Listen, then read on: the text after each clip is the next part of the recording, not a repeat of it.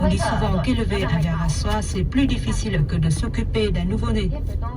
Les années 1980 ont été des années difficiles pour la soierie et Phongsa n'a pas été épargné. Mais il en aurait fallu davantage pour décourager Phan Thi Tuot, qui a ceci de commun avec ce ver à soie qu'elle est d'une patience infinie. C'est un héritage qui doit absolument être préservé, même si les moyens manquent parfois cruellement. Et puis, il y a la concurrence qui est rude, notamment avec les pays voisins. Prenez la Chine par exemple. Là-bas, on trouve des chaînes d'approvisionnement à grande échelle. Mais bon, moi, je fais le pari de la qualité sur la quantité. Et la qualité, c'est l'originalité aussi. Il faut savoir se réinventer. Se réinventer.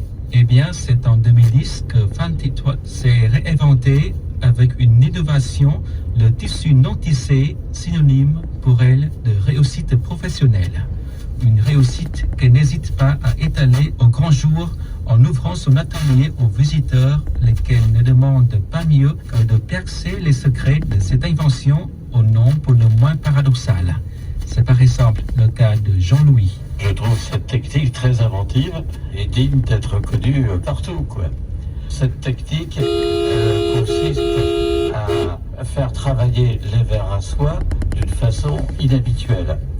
Au lieu de le laisser faire un cocon, comme tout le monde connaît, les vers sont disposés sur de grands plateaux et ils ne peuvent pas s'enrouler dans leur cocon, normalement. Résultat, le fil de soie encore gluant se répartit sur tout le plateau, se colle au plateau et ça fait comme un tissu intissé. C'est pour ça que madame appelle ces vers à soie des tisserands. Et ça, c'est une nouvelle matière brute qu'on peut transformer pour faire des couvertures, pour faire des plaids, pour faire des choses décoratives. Cette technique si inventive, Phan Thi Tuot a mis près d'un an à la mettre au point en effectuant un véritable travail de dressage de ces vers à soie. Alors, on les place dans des paniers remplis de feuilles de mûrier pour qu'ils se nourrissent pendant 17 jours. Jusque-là, c'est normal. En général, c'est au bout du 20e jour que les vers commencent à produire de la soie. On les dispose alors sur une surface plane, recouverte d'une sorte de colle, de façon à retenir les fils de soie. On fait ensuite bouillir le tissu brut pendant 3 heures et demie pour le débarrasser de la colle et le rendre plus moelleux. Consiste en fait à faire travailler les vers directement permet de gagner du temps et de garantir une bonne qualité. Ça marche en tout cas.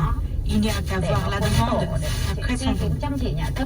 Cette méthode de testage exceptionnelle a mis à Phan Thi Tuot le premier prix des concours des agriculteurs inventifs, concours organisé en 2015 par l'Association des agriculteurs du Vietnam. Mais ce n'est pas tout. En 2017, qui ne recule jamais devant l'innovation, a réussi à fabriquer de la soie lotus. Et oui, vous avez bien entendu, de la soie de lotus. Eh bien, cette soie de lotus fera l'objet de notre prochain magazine culture. Prenez date dès à présent.